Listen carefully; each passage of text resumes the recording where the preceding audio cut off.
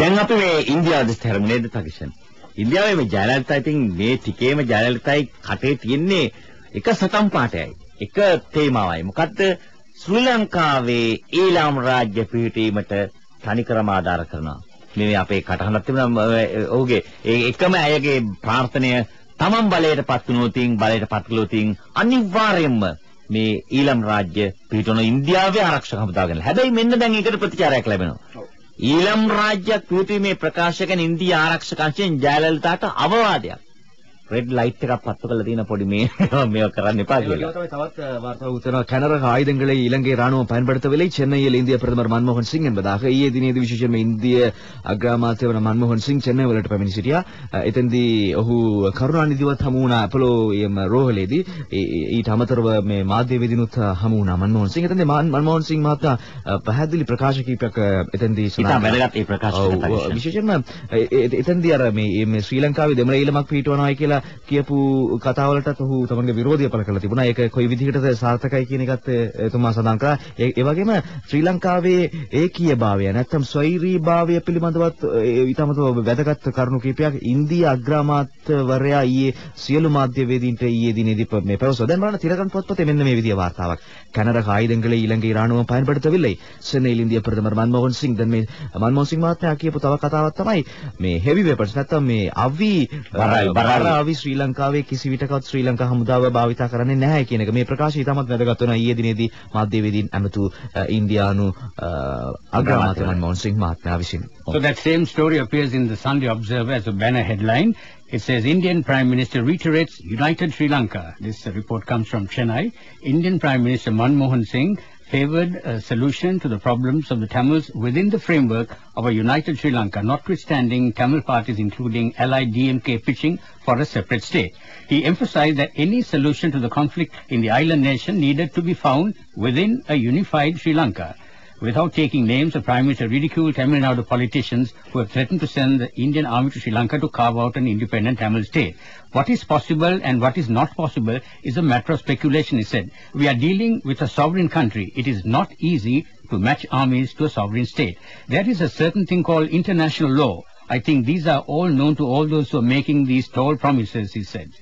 අතවශ්‍යම දැන් ඊ ජයලලිතා මෙහෙම ප්‍රකාශයක් කිරීමේ බරපතල ප්‍රශ්නේ සත්‍ය අවබෝධ කරලා දීලා තිනවා මන්මෝහන් සිං අග්‍රාමාත්‍යතුමා. මොකද මේ අසල්වැසි රාජ්‍යයක් සමග ඒ ආරක්ෂක හමුදා සමග මේ කළ යුතු දේ හා නොකළ යුතු දේ ප්‍රකාශ කළ යුතු දේ නොකළ යුතු දේ මොකක්ද කියන එක පැහැදිලිව කරලා තියෙන නිසා මේ ජයලලිතා මේ කෑ ගැහුවට ඊළම පිටිනයි කියලා ඒක මේ අර එක රැයකින් දෙකකින් පැයකින් දෙකකින් ඉස්සකන් ප්‍රන්දයක් නෙවෙයි.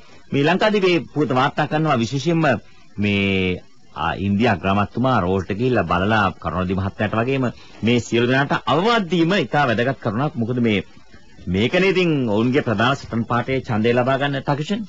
அனிவாரியமாக දැන් මේ තවත් வார்තාවක් වෙනවා 186 சிவிலியன்கள் நேற்று வருகை தப்பி வந்தவர்கள் மீது புலிகள் சூடு என்பதாக தெரிவிக்கப்படுகிறது. 17 பேர் காயம், ஒருவர் பலி. இது தினகரன் பத்திரிகையில் காணப்படக்கூடிய செய்தி. ඊයේ දිනේදී විශේෂයෙන්ම යුද මුක්ත කලාපයෙන් 186 දෙනෙක් රජ්‍ය පාලන ප්‍රදේශයට පැමිණ සිටිනවා.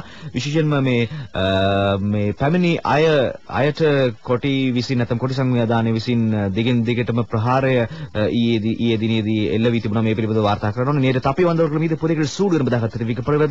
17 பேர் காயம், 17 දෙනෙක් මේ අතර තුවාල වී තිබෙනවා කොටින්ගේ ප්‍රහාරය නිසා සිවිල් ජනතාව. ஒருவர் பலி என்பதாக தெரிவிக்கப்படுகிறது.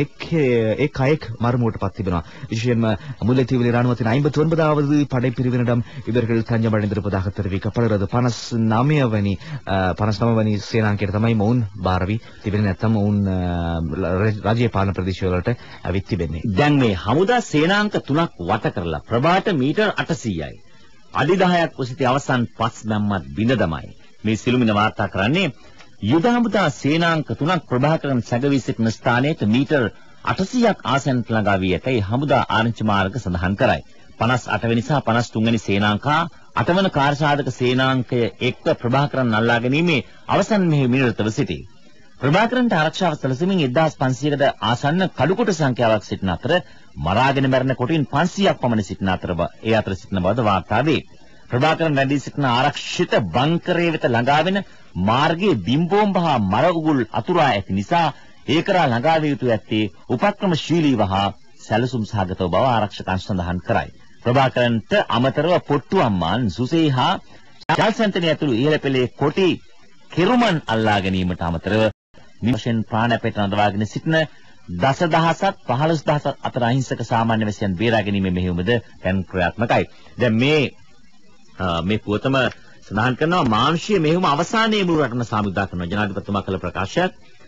ඒකම දැන් ගොඩබිමින් පරාජය ලැබනකොට තකේෂන් ඒගොල්ලන් බලනවා මේ මුහුදෙන් ඇවිල්ලා කොහෙන් හරි ඇවිල්ලා බෝට්ටු වලින් ගහලා මේ අපේ නාවික හමුදාවට පණ කරන්න. නමුත් ඊයේ LTT මුහුදු කොට යාත්‍රා 4ක් විනාශ කරන්න නාවික හමුදාවට පුළුවන්කම ලැබුණා. විශේෂයෙන්ම මේ වෙලාවේ අපේ සයුරෙන් අපේ රට ආරක්ෂා කරන පිරිස ඉතාමත්ම වැදගත් කාර්යභාරයක් ඉටු කරනවා. නාවික හමුදා මාධ්‍ය ප්‍රකාශක DKP දසනායක මහතා සඳහන් කරන විදිහට මේ කොටි යාත්‍රා 4 නාවික හමුදා ප්‍රහාර වලින් විනාශ වෙලා ගිහින් තියෙනවා. මුදුකොටින්ගේ මරාගෙන මරණ ප්‍රහාරයක් දියත් වුණා නාවික හමුදාවේ සමීපතම ආරක්ෂක වළල්ල වෙත. එහිදී නාවික හමුදා ප්‍රහාරයෙන් එක් LTT මරාගෙන මරණ යාත්‍රාවක් සම්පූර්ණයෙන් විනාශයටපත් වුණා. තවත් යාත්‍රාවක් අත්අඩංගුවට ගැනීමට නාවික හමුදාව සමත් වුණා. ඒ සමගම LTT ප්‍රහාරක යාත්‍රාවන් දෙකක් විනාශ කිරීමටත් LTT සමාජිකයන් 14 දෙනෙකු ජීවිතක්ෂයටපත් කිරීමටත් නාවික හමුදාව කටයුතු කළා. මේදී වේග ප්‍රහාරක මුර යාත්‍රා සමූහයත් විශේෂ යාත්‍රා බලගණයත් සෙනඟ විහිදුම් ප්‍රහාරක බලගණයත් මෙම ප්‍රහාරය සඳහා දායක වුණා.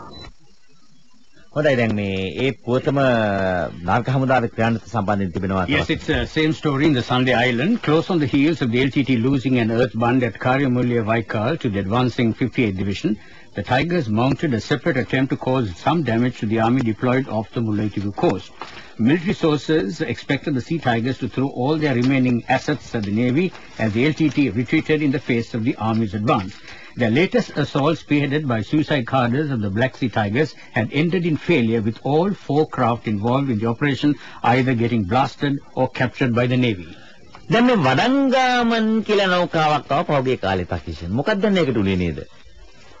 නමුත් ඒකට වුණේ මොකද කියලා දන්නේ නැවත අලුත් නැවක් පිළිබඳව වාර්තා කරා. මේ වඩංගාමන් වගේම නැවක් එනවදයි? වඩංගාමන් වගේම තමයි මේ දිස් වෙන්නේ බලන්න ඔබට පේනවද? ඔව් අත් වශයෙන්ම ඉතාමත් මේ සුඛෝභෝගී විශාල නෞකාවක්.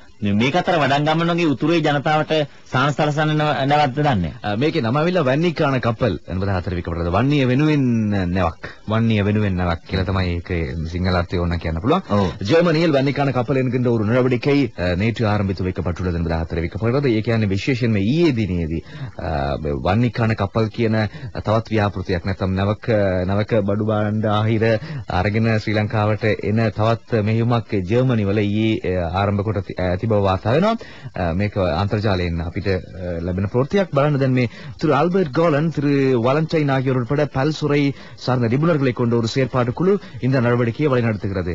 ඒ කියන්නේ ආල්බර්ට් கோலன் திரு வாலண்டைன் ඇතුළු විශේෂයෙන්ම මූන් මේ නිබුණර්ගල කියලා තමයි වාර්තා වෙන්නේ. නැත්නම් මේ විශ්ලේෂකයන් පිළිබඳ නැත්නම් මේ දෙදෙනා තමයි මේ ක්‍රියාන්විතයට ප්‍රධානත්වය දරන්නේ. දැන් මූන් දෙදෙනා දැන් කියලා තිනවා ජර්මනියේ ඉන්න ඒ වගේම අනෙකුත් රටවල ඉන්න ජනතාවට ශ්‍රී ලංකාවට එවන්න බඩු බාහිර ආදී එවන්නේ එතුමන්ලට කියලා. නමුත් මේ වැඩේ තියෙන්නේ තක්ෂ මේවා මේ තනිකර හිතු මතයට නෙන්නේ. ශ්‍රී ලංකා රජයේ කිසිම අවසරයක් නැහැ. අර වඩංගාමන් නැවිලා අපි හිතුවා මහ විනාශයක් කරා කියලා. අන්තිමට වඩංගාමන් ආපයින්ම අපහැරලා ගිහිල්ලා. මොකද එනකම් බලාගෙන හිටියේ අපේ නාවික හමුදාවත් මොකද අනවසරයෙන් අපේ රටට එහෙම නැව්වලට අතුල් වෙන්න පුළුවන් කමක් නැහැ. මොන බඩු බාණ්ඩ ගෙනාවත්. හරි අපි හිතමු උතුරේ අවතැන් වූ ජනතාවට අවශ්‍ය ද්‍රව්‍ය නැවක පටවලා අනවසරයෙන් ගේනවා. මේකේ තියෙන මොනවද කියලා දන්නේ කොහොමද?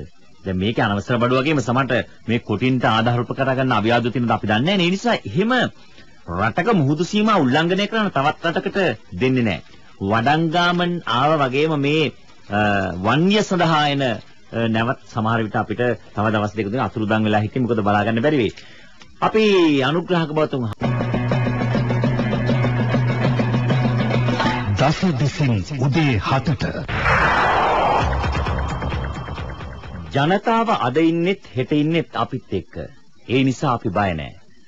ලංකාදීප පුවත්පතට විශේෂ ලිපියක් සම්පාදනය වෙලා තිබුණා. මේ ලිපිය සාකච්ඡා කරලා තිබෙන්නේ පාර්ලිමේන්තු මන්ත්‍රී ජනාධිපති ජ්‍යෙෂ්ඨ උපදේශක බැසිල් රෝහණ රාජපක්ෂ මහතා සමග.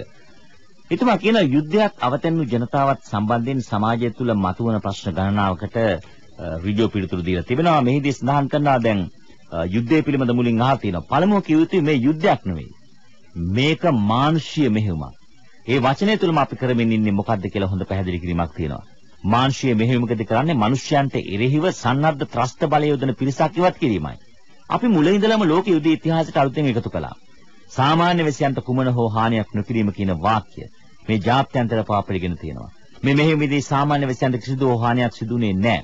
දැන් මේ විදිහට අද දවස් ඉතාමත් වැදගත් ලිපියක් මම කියන්නේ මේ ලංකාදීප පුවත්පතේ බැසිල් රාජපක්ෂ මහතා සමග කරන ලද සාකච්ඡාවක්.